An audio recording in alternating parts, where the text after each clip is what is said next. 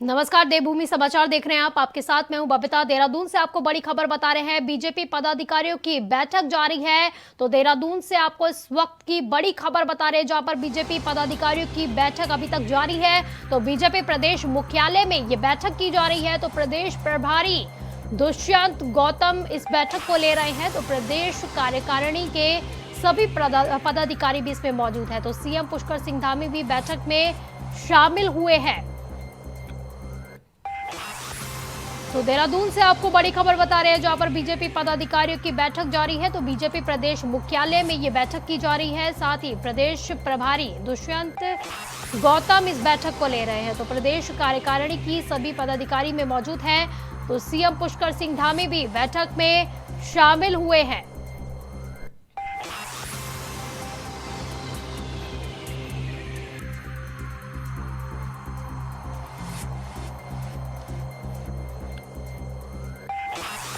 तो देहरादून से आपको बड़ी खबर बता रहे हैं। बीजेपी पदाधिकारियों की बैठक जारी है, मंथन जारी है। तो बीजेपी प्रदेश मुख्यालय में ये बैठक की जा रही है। तो प्रदेश प्रभारी दुष्यंत गौतम इस बैठक को ले रहे हैं। तो प्रदेश कार्यकारिणी के सभी पदाधिकारी भी इस बैठक में मौजूद हैं।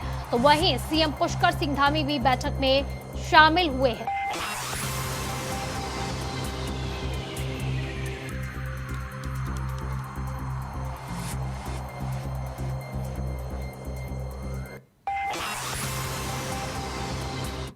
बैठक चल रही है, नए पदाधिकारी बने हैं और आज चूंकि पूरे प्रदेश की टीम नई बन गई है। महेंद्र भट्ट जी के नेतृत्व में अभी उनके बनने के बाद पंचायत का चुनाव हुआ हरिद्वार का, जिसमें ऐतिहासिक विजयश्री हमको मिली है।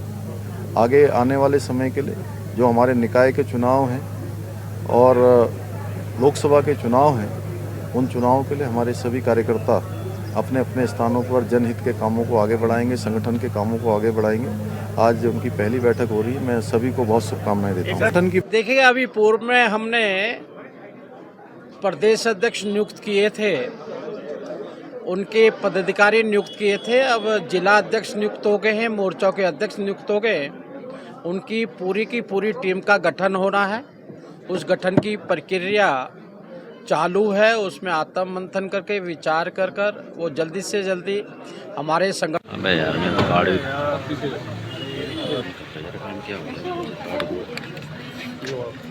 पदाधिकारियों की बैठक जारी है। तो देहरादून से आपको बड़ी खबर बता रहे हैं, जहां पर बीजेपी पदाधिकारियों की बैठक जारी है। तो ज्यादा जानकारी के लिए हमारे संवाददाता अभय कैंतुरा हमारे साथ जुड़ गए हैं। तो अभय, बीजेपी पदाधिकारियों की बैठक जारी है, क्या कुछ खास?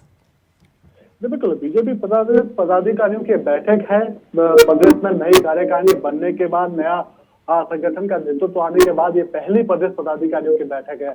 और ये औपचारिक इससे भी कही जा सकती है कि आज प्रदेश प्रभारी दुष्यंत कुमार गौतम यहाँ पर है, प्रदेश के सह प्रभारी रेखा वर्मा यहाँ पर है, मुख्यमंत्री पुष्कर सिंह धामी इस बैठक में मौजूद है, प्रदेश अध्यक्ष महेंद्र भट्ट इस बैठक में मौजूद है। जो नए पदाधिकारी है, जो पहली बार जिनको प्रदेश संगठन में दायित्व यहाँ पर मिली है, जिम्मेदारी यहाँ पर मिली है, उनके उनका एक औपचारिक परिचय भी यहाँ पर हो रहा है। इसके अलावा संगठन की जो आगामी जो रणनीति होगी कि किस प्रकार से संगठन काम करेगा, क्या कुछ उसमें रहेगा, किस पदाधिकारी की जिम्मेदारी रहेगी, कौन से ऐसे कार्यक्रम होंगे जो संगठन के लिहाज से महत्वपूर्ण होंगे ताकि संगठन मजबूत हो सके, और केंद्रीय पार्टी का जो शीर्ष नेतृत्व है उसकी तरफ से जो दिशा निर्देश दिए गए हैं कार्यक्रमों को लेकर, उसका किस तरह से इम्प्लीमेंट यहाँ पर किया जाएगा, वो सब चीजों को लेकर यहाँ पर मंथन चल रहा है, बातचीत हो रही है। और ये कह सकते हैं कि आने वाला जो चाहे वो निकाय चुनाव हो या लोकसभा चुनाव 2024 का हो, उसको लेकर भी यहाँ पर रणनीति बनेगी कि किस प्रकार से अपने संगठन को मजबूत किया जाए ताकि ये चुनाव जीते जा सके। जी अबे, नई टीम बनी है, किस तरह का जोश देखने को मिल रहा है? साथ ही जो नए पदाधिकारी, कौन कौन से नाम इसमें नए शामिल किए गए हैं, कौन कौन सी जिम्मेदारियां उनको सौंपी जा सकती है, इसको लेकर क्या कुछ जानकारी है आपके पास? जी बिल्कुल, ये कह सकते हैं कि प्रदेश अध्यक्ष महेंद्र भट्ट की जो ये नई टीम है, इस नई टीम में ज्यादातर जो चेहरे हैं, खासतौर पर जिला अध्यक्षों की अगर हम बात करते हैं, प्रकोष्ठों के अध्यक्षों की अगर हम बात करते हैं, तो वो सभी नए चेहरे हैं और उन्हें पहली बार जिम्मेदारी यहाँ पर मिली है। युवा नेतृत्व को इस बार ये कह सकते हैं कि युवा नेतृत्व चल रहा है और उसी नेतृत्व में इन सब चीजों को आज उनके परिचय बैठक के यहाँ पर है। तो कोशिश यही है कि जो नए चेहरे हैं, जो ऊर्जावान, जिनको युवा कहा जा सकता है, वो किस प्रकार से आगे बढ़ेंगे, क्या कुछ उनकी रणनीति रहेगी, उस पर बातचीत यहाँ पर हो रही है। जी, तो नए लोगों के सामने नई चुनौतियां क्या कुछ रहने वाली है? देखो, नई चुनौती के रूप में आप देख सकते हैं कि जो अभी पिछले दिनों जो चुनाव हुए हैं, चाहे आपका दिल्ली एमसीडी का चुनाव हो या हिमाचल का विधानसभा चुनाव हो, उसका असर सीधे तौर पर यहाँ पर देखने को मिल सकता है। नए चेहरों के रूप में आप ये कह सकते हैं कि जो पुराने, जो अनुभवी जो लोग रहे, जो पदाधिकारी रहे, उनके साथ किस प्रकार से तालमेल यहाँ पर बिठाया जा सकता है, उन सब चीजों की चुनौती यहाँ पर रहने वाली है नए प्रदेश पदाधिकारियों के सामने। तो ये कह सकते हैं कि चुनौतियां बहुत सारी है, क्योंकि नए नए जो पदाधिकारी हैं, युवा हैं, उनके पास जोश बहुत सारा है, लेकिन अनुभव, ये कह सकते हैं कि जो पुराने अनुभवी जो नेता है, उनके सामने सबसे बड़ी चुनौती रहती है। और उन अनुभवी नेताओं के, यानी पुराने जो संगठन के जो वरिष्ठ पदाधिकारी है, उनको किस प्रकार से यहाँ पर रखा जा सकता है, लोग उनको कैसे उनका सहयोग यहाँ पर लिया जा सकता है, उन विषयों पर यहाँ पर ये कह सकते हैं कि मंथन चल रहा है। तो अबे क्योंकि युवाओं को इसमें मौका दिया गया है, तो क्या कहा जाए कि एक नए तौर से, एक नई तरीके से पार्टी ने अपने विचारों को रखा है, नए तरीके से पार्टी जो अपना गठन भी कर रही है। बिल्कुल, पार्टी नए स्तर पर अपना गठन तो कर ही रही है, लेकिन जो युवा ऊर्जावान जो युवा पदाधिकारी हैं, उनको किस प्रकार से आगे बढ़ाया जा सकता है, ये कोशिश यहाँ पर की जा रही है। उसका लाभ कैसे पार्टी संगठन को मिल सकता है, उसको लेकर यहाँ पर प्रयासरत है। तो ये कह सकते हैं कि आज की जो बैठक है, औपचारिक के साथ साथ भविष्य की एक रणनीति पर भी चर्चा करने की होगी कि किस प्रकार से युवाओं को आगे बढ़ना है और कैसे वो काम यहाँ पर कर सकते हैं। जी, तो कितनी देर तक ये बैठक चलने वाली है? साथ ही सीएम धामी को भी हम सुन रहे थे, काफी ज्यादा कॉन्फिडेंट लग रहे थे, इतिहास रचने की बार बार बात कर रहे थे। जब मैं ये कह सकते हैं कि 11 बजे की बैठक से ही आधे घंटा देर यहाँ से शुरू हुई, 11:30 बजे करीब बैठक शुरू हुई। और इस बैठक में सबसे बड़ी जो बात है, उस बैठक में ये कह सकते हैं कि प्रदेश प्रभारी से लेकर मुख्यमंत्री, प्रदेश अध्यक्ष, सभी जो नए पदाधिकारी, चाहे वो मोर्चों को या जिलाध्यक्षों को, पूरे प्रदेश से यहाँ पर आए हुए हैं। और ये बैठक लगभग 3 से 3 बजे तक, 3 से 3:30 बजे तक इस बैठक के चलने का समय यहाँ पर है। और ऐसा में कह सकते हैं कि जब ये बैठक यहाँ पर हो रही है, तो फिर ये समझा जा सकता है कि बीजेपी पिछले रणनीति, पिछले जो कमियां रही है, उन कमियों को दूर करना चाहती है। आने वाली जो नई चुनौतियां हैं, उन चुनौतियों से पाने के लिए नेताओं की नई जिम्मेदारी तय करने में जुटी हुई नजर आ रही है, ताकि चाहे निकाय चुनाव हो या लोकसभा चुनाव, उसको बीजेपी सफल हो सके। जी, चलिए, बहुत बहुत शुक्रिया अभय आपका तमाम जानकारी के लिए।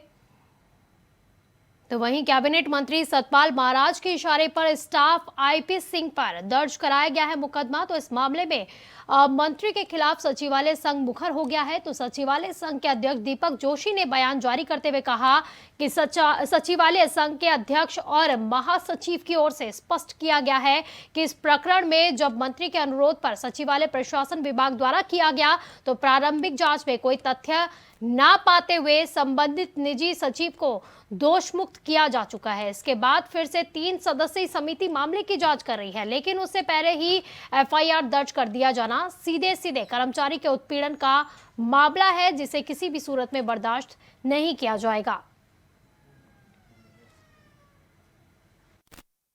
लोक निर्माण विभाग की एक पत्रावली पर चूंकि जिस तरह का घटनाक्रम सामने उभर के आया है, और एक सचिवालय सेवा के निजी सचिव के ऊपर जिस तरह से माननीय कैबिनेट मंत्री जी के स्तर के पीआरओ द्वारा एफआईआर दर्ज करने का मामला प्रकाश में आया है, यह बहुत ही उत्पीड़न की श्रेणी की कार्रवाई है। और चूंकि जब एक इसी मामले में सचिवालय प्रशासन विभाग जो नियोक्ता विभाग है, उसके द्वारा प्रारंभिक जांच करते हुए इसमें संबंधित हमारे उस कर्मचारी साथी को दोष मुक्त कर दिया गया है, दोष सिद्ध उसका नहीं पाया गया है।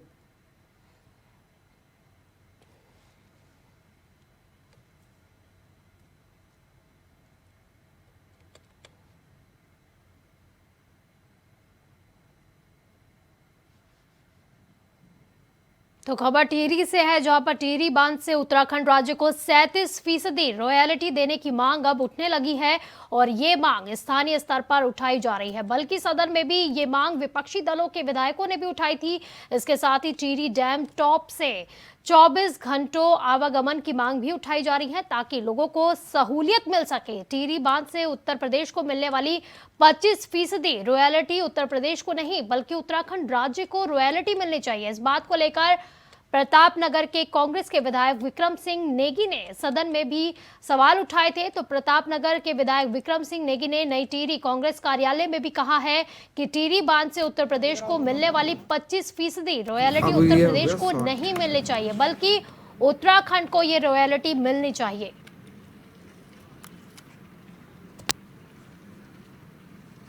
टिहरी बांध की जो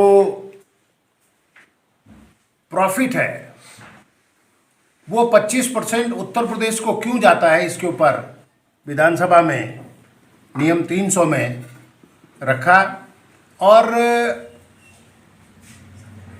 सरकार इसका जवाब भी देगी। लेकिन ये सीधा साधा प्रश्न है, जब प्रदेश का बंटवारा हो गया, टिहरी डैम टिहरी में स्थित है, टिहरी डैम की झील टिहरी में स्थित है, टिहरी डैम से निकल जो नदियां गंगा और भिलंगना वो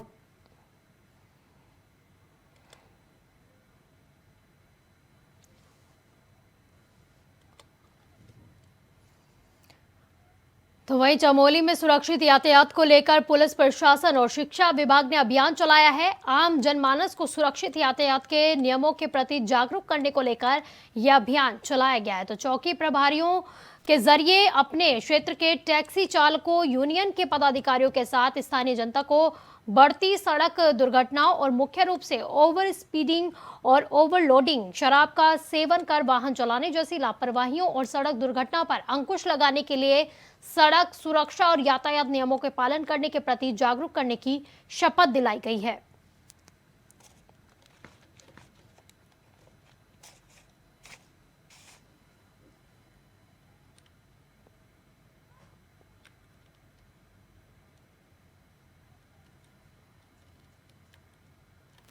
समय में दुर्घटनाएं बहुत हो रही हैं, सड़कें चौड़ी हो गई हैं, वाहन बहुत तेज चलते हैं। तो इसलिए एक सरकार ने पहल करी है कि सभी को जागरूक किया जाए, वाहन चालकों को, चाहे वो टू व्हीलर चलाने वाले हों, चाहे टैक्सी चलाने वाले हों, चाहे अपनी पर्सनल कारें चलाने वाले हों, कि वो यातायात नियमों का पालन करें।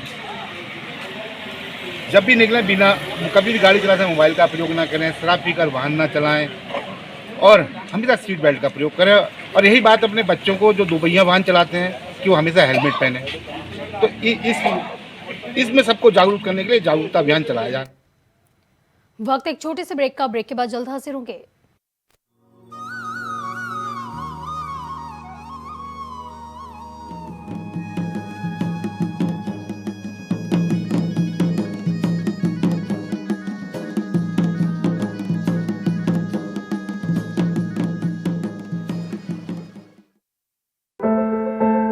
घर घर की बेटियों को शिक्षित और सशक्त बनाने के लिए केंद्र सरकार की बेटी बचाओ बेटी पढ़ाओ महाअभियान ने देश के सभी राज्यों को प्रेरित किया है। इसी कड़ी में प्रदेश की बेटियों के प्रति उत्तराखंड सरकार ने भी सार्थक पहल की है, जिसका अनुपम उदाहरण है नंदा गौरा कन्याधन योजना। इस योजना के अंतर्गत गरीबी रेखा से नीचे आने वाले परिवारों की कन्या के जन्म से लेकर उनकी शिक्षा और विवाह तक राज्य सरकार हर कदम पर उनके साथ खड़ी रहती है। बेटी के जन्म पर 11,000 रूपए की सहायता राशि, 12वीं पास करने वाली बालिकाओं को 51,000 रूपए की सहायता राशि, 51,000 रूपए की राशि को 5 साल की अवधि के लिए फिक्स्ड डिपॉजिट, 5 साल की अवधि पूर्ण होने पर 75,000 रूपए की राशि की सुविधा दी जाती है। प्रदेश के मुख्यमंत्री पुष्कर सिंह धामी ने नंदा गौरा कन्याधन योजना के अंतर्गत प्रदेश की लगभग 82,000 लाभार्थी बालिकाओं के खाते में 323 करोड़ 22 लाख रुपए की धनराशि डिजिटल माध्यम से ट्रांसफर की। 2017-18 सत्र की 5,310 बालिकाओं,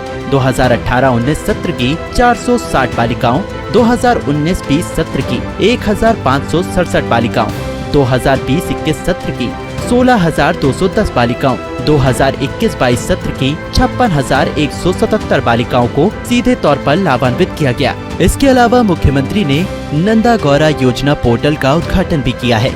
बेटियों को मिले अच्छी शिक्षा और अवसर अपार, महिला सशक्तिकरण को समर्पित उत्तराखंड सरकार। आज रेस्टोरेंट से शाही पनीर ऑर्डर कर। बहुत बढ़िया। मैं बनाती हूँ ना, आपके घर के खाने में रेस्टोरेंट जैसा स्वाद ले आए। MDH का शाही पनीर मसाला, पनीर को क्या मस्त बना डाला। कौन से रेस्टोरेंट से मंगवाया? MDH का शाही पनीर मसाला, मजा आ गया।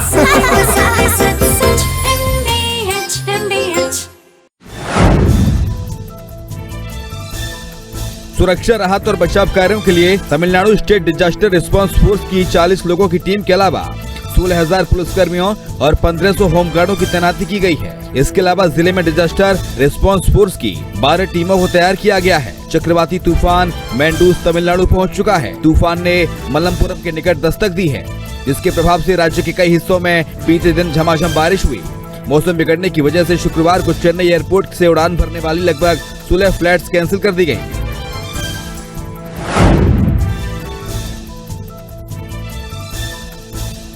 नेशनल डिजास्टर रिस्पांस फोर्स और स्टेट डिजास्टर रिस्पांस फोर्स की टीम के लगभग 400 स्टाफ को पहले ही कावेरी डेल्टा क्षेत्रों के पास सहित तटीय क्षेत्रों में तैनात किया गया है। वहीं Tamil Nadu generation and distribution corporation ने घोषणा की है कि मेंटेनेंस वर्क के लिए चेन्नई के कुछ हिस्सों में बिजली काट दी जाएगी। IT कॉरिडोर में तूफान के मद्देनजर बिजली प्रभावित रहेगी। सुबह 9 बजे से दोपहर 2 बजे तक बिजली नहीं आएगी। मेंटेनेंस वर्क पूरा होने पर दोपहर 2 बजे से पहले पावर सप्लाई दोबारा शुरू होने की उम्मीद है।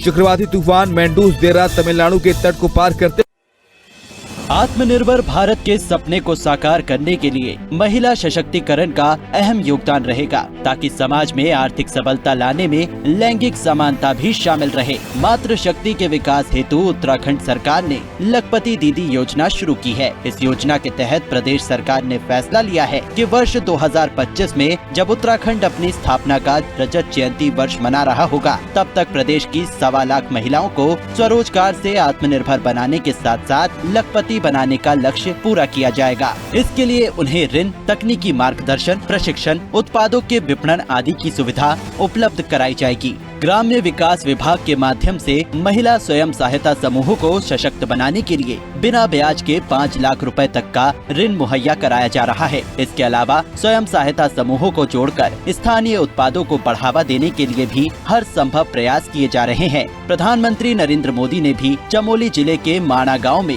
महिला स्वयं सहायता समूहों द्वारा तैयार किए जा रहे स्थानीय उत्पादों की जमकर प्रशंसा की है। आप जो हमारी माताएं बहनें, सेल्फ हेल्प ग्रुप की बहनें जो उत्पादन पैदा करती है, जो मसाला, वो पहाड़ी नमक, ये सारी चीजें मैं देख रहा था और पैकेजिंग वगैरह मैं सचमुच में मेरा मन बड़ा प्रसन्न कर गया जी। माताओं बहनों को प्रणाम करता हूँ, क्या बढ़िया काम किया आपने।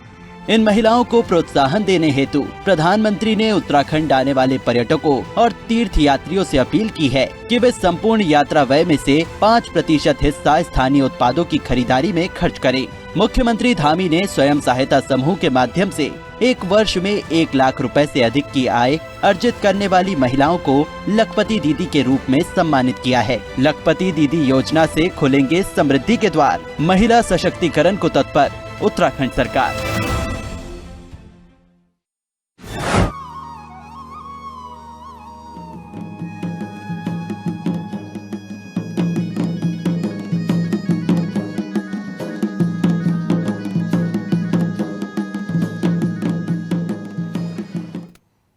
ब्रेक के बाद एक बार फिर से स्वागत है आपका। बढ़ते अगली खबर की ओर, जहां पर उत्तराखंड कांग्रेस के पूर्व प्रदेश अध्यक्ष प्रीतम सिंह ने एक बार फिर से पार्टी के प्रदेश प्रभारी देवेंद्र यादव के खिलाफ मोर्चा खोल लिया है। पूर्व प्रदेश अध्यक्ष, पूर्व नेता प्रतिपक्ष प्रीतम सिंह ने कहा कि प्रभारी का कर्तव्य है कि वो प्रदेश में आए और पार्टी के कार्यकर्ताओं को एकजुट और उत्साहित करने का काम भी करे, लेकिन अगर वो यहाँ नहीं आना चाहते तो फिर कैसे वो अपनी जिम्मेदारी का निर्वहन करेंगे।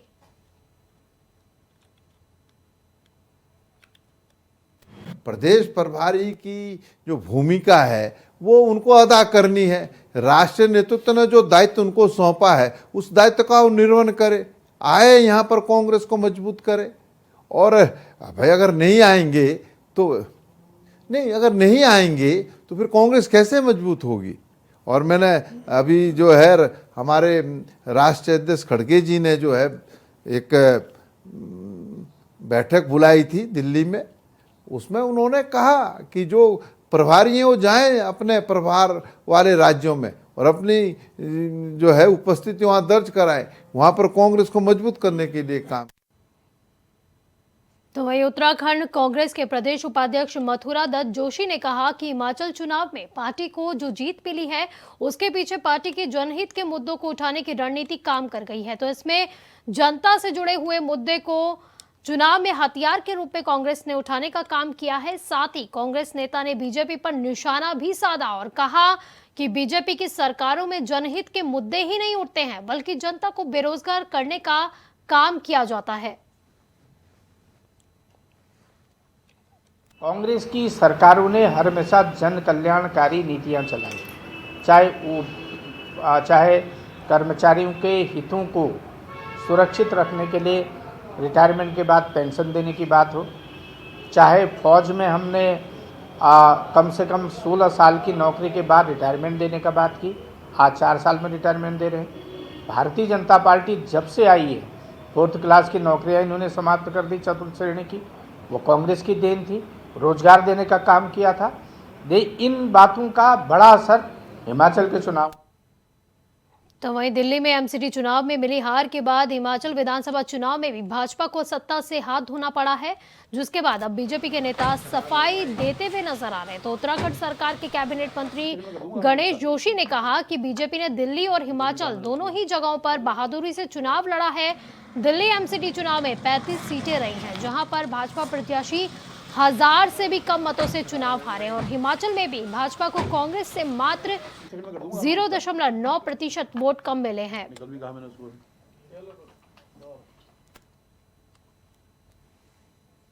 मुझे बताइए, शून्य कहां से हो गए? हम बहादुरों की तरह जो है लड़के हारे हैं। दिल्ली के अंदर अगर आप देखें, वहां पर हम 35 सीटें 1000 से और 500 के अंतर से हमारे हैं। और हिमाचल में मैंने बताया आपको 0.9% वोट हमें कम मिला है और हमारे हैं। और उसमें मैंने जैसा कि हमने कहा कि हम अपने बागियों को समझा नहीं पाए, मना नहीं पाए, नहीं तो दृश्य कुछ और होता। मुझे बताइए सुन। तो वहीं पिछले दिनों ही सोनी टीवी पर प्रसारित कौन बनेगा करोड़पति जूनियर्स में 11 साल की मान्या चमोली ने 25 लाख की धनराशि जीतकर उत्तराखंड का नाम रोशन कर दिया है। पंजाब में कार्यरत मान्या के पिता डॉक्टर विनय चमोली मूल रूप से टिहरी जिले के ही निवासी हैं। तो 25 लाख का पुरस्कार जीतने के साथ साथ मान्या ने अपनी चुलबुली बातों से सभी का मन भी मोह लिया। तो टिहरी की मान्या चमोली ने 25 लाख रुपए जीते हैं।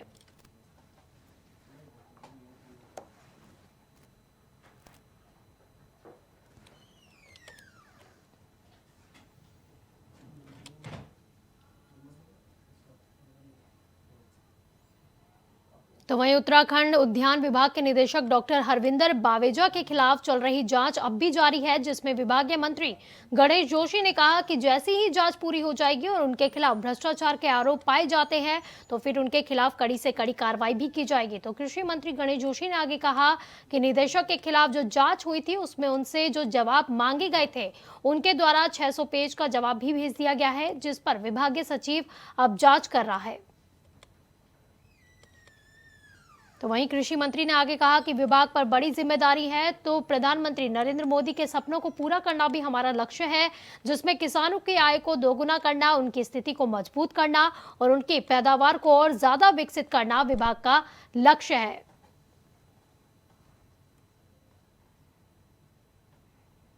बुलेटिन में फिलहाल के लिए बस इतना ही। आप देखते रहिए इंडिया वॉइस। नमस्कार।